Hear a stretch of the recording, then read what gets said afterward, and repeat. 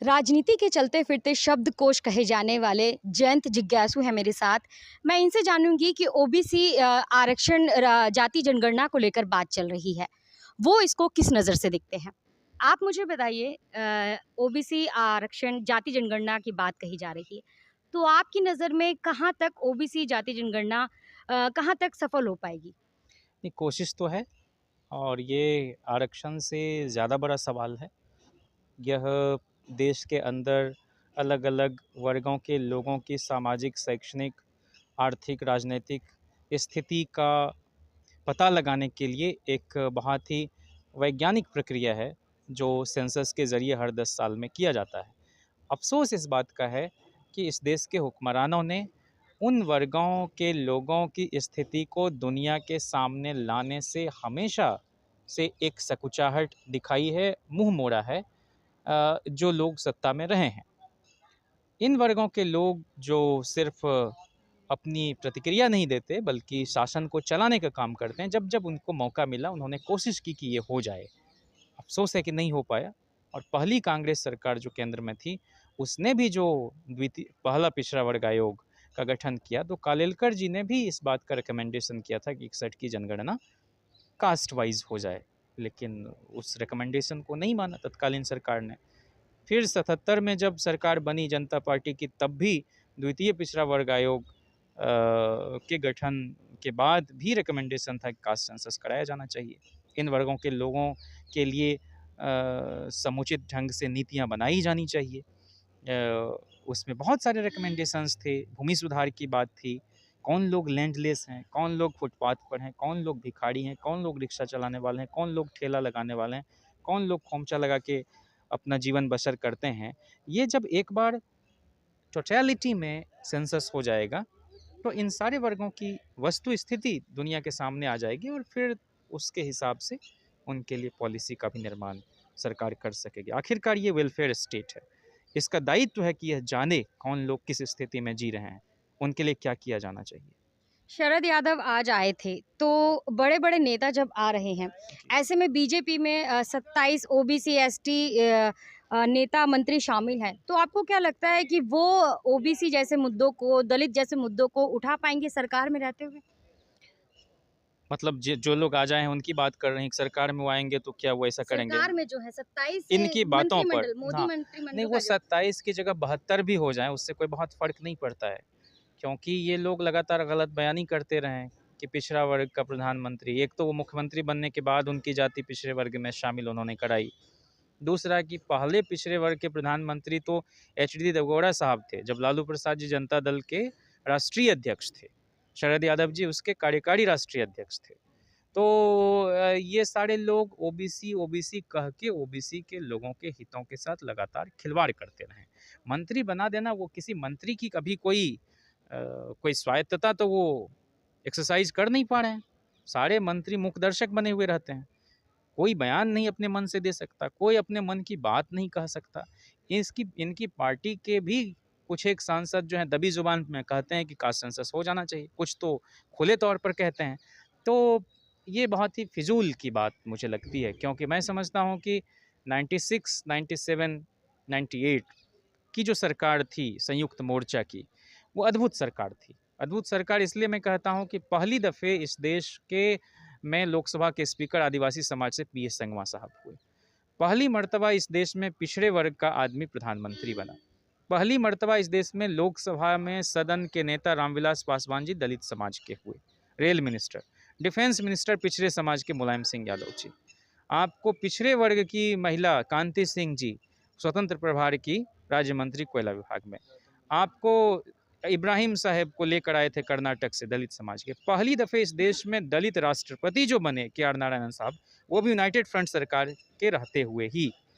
तो इसलिए वो अद्भुत, मैं उसको मानता हूँ उस सरकार को। और उसी सरकार में फिर महिला आरक्षण पर भी बहस शुरू हुई, लेकिन ये लोग नहीं माने, जो लोग नहीं चाहते थे कि कोटे में कोटा हो। ये सारी महिलाओं को एक तराजू पर तौल रहे थे। मैं समझता हूँ कि सब लोग शोषित रही हैं, किसी न किसी तरह की जाति का शिकार इस पितृसत्तात्मक समाज में रही हैं, लेकिन उनमें भी जो सर्वाधिक शोषित हैं वो तो वही बहुजन तबके की महिलाएं हैं। तो उनके लिए जब तक आप इंश्योर नहीं करेंगे उस कोटे में कोटा, तब तक कोई फूलन देवी दोबारा नहीं आ पाएगी, कोई भगवती देवी पत्थर तोड़ने वाली वो दोबारा नहीं आ पाएंगी। तो इसलिए इन लोगों पर इसलिए असर नहीं होता इस तरह की मांग का। लालू जी तो एक ज़माने से कास्ट सेंसस की मांग करते रहे, रिक्शा पर बैठ के राजभवन तक मार्च किए कि अरे भाई जो भी कराए हो उसका डेटा जारी करो।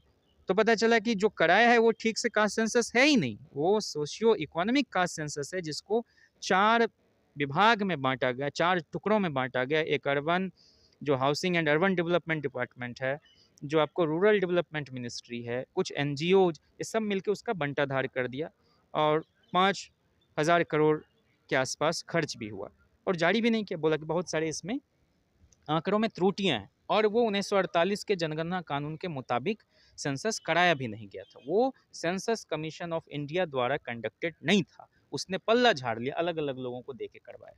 तो वो एक समग्रता में वो आंकड़ा नहीं था। इसलिए नेता प्रतिपक्ष आदरणीय तेजस्वी जी ने जब इस तरह का बयान पार्लियामेंट के अंदर, जो स्टेट मिनिस्टर होम हैं नित्यानंद राय, उन्होंने दे दिया कि हम नहीं कराएंगे, तब ये लगा कि इस बार भी ये लोग तरह तरह की तिकड़म करके नहीं होने देंगे। तो विपक्ष की जो वाजिब भूमिका है उसका निर्वहन करते हुए, चूंकि बिहार विधानमंडल में 2 बार यह संकल्प पारित हो चुका था कि कराया जाना चाहिए, तो वो वहाँ के मुख्यमंत्री माननीय नीतीश जी से मिले तमाम विपक्षी दल के नेताओं के साथ और इस पर एक सहमति बनी और खुद नीतीश जी ने कहा कि यह प्रस्ताव नेता प्रतिपक्ष का ही था कि हम लोग यहाँ आए हैं। और नेता प्रतिपक्ष ने कहा कि मुख्यमंत्री के नेतृत्व में सभी दल के लोगों की प्रधानमंत्री से मीटिंग हुई है, उन्होंने डिनाई नहीं किया है।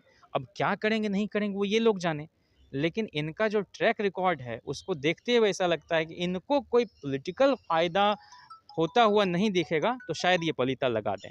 लेकिन ये पॉलिटिकल नफ़े नुकसान से इतर ये नेशन बिल्डिंग के प्रोसेस को मजबूत करने के लिए ज़रूरी है कि आप अपने समाज की हकीकत को जानें और साइंटिफिकली जो कलेक्टेड डेटा है उसको देश दुनिया के सामने रखें, ताकि वेलफेयर स्टेट होने के रूप में जो भारत की एक भूमिका है अपने लोगों के प्रति, we the people of India के प्रति जो उनकी रिस्पॉन्सिबिलिटी है, उसका निर्वहन हो सके। क्योंकि अलग अलग योजनाएं तो चलती ही रही हैं, अब तो प्लानिंग कमीशन को भी ख़त्म कर दिया है नीति के नाम पर।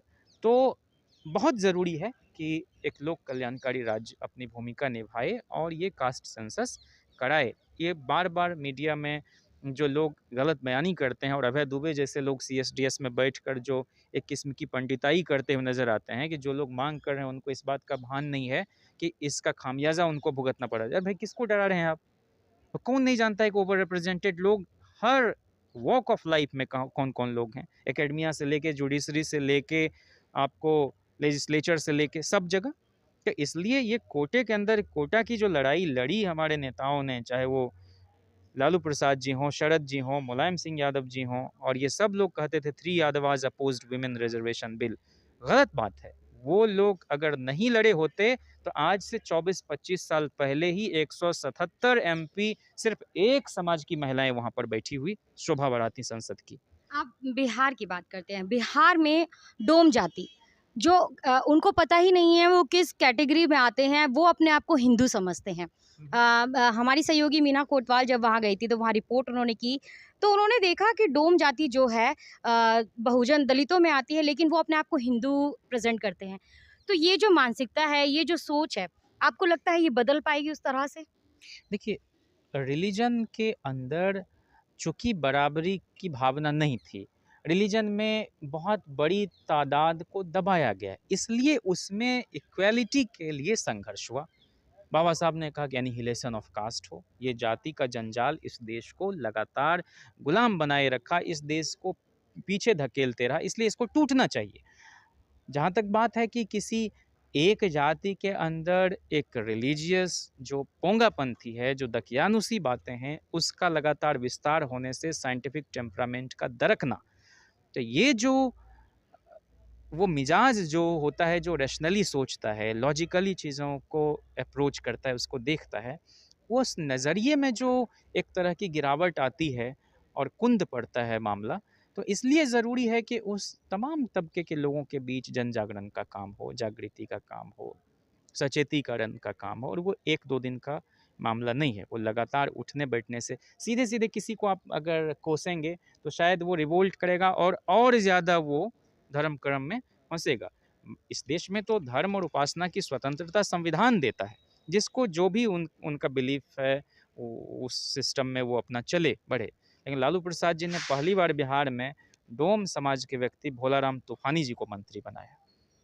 इसलिए मैं बार बार कहता हूँ कि जगन्नाथ मिश्रा जी के डेवलपमेंट का मॉडल भले चंद खास जाति के लोगों का विकास हो, लेकिन लालू प्रसाद जी के विकास का मॉडल यह था कि वहाँ भगवती देवियों, पत्थर तोड़ने वाली भगवती देवियों, खगड़िया स्टेशन पर बीड़ी बनाने वाले विद्यासागर निषादों, भोलाराम तूफानियों, इस तरह के लोगों का विकास। तो ये थे हमारे साथ जयंत जिज्ञासु, जिन्होंने बताया बिहार की राजनीति से लेकर देश की राजनीति पर क्या है ओबीसी माइनॉरिटी की सोच।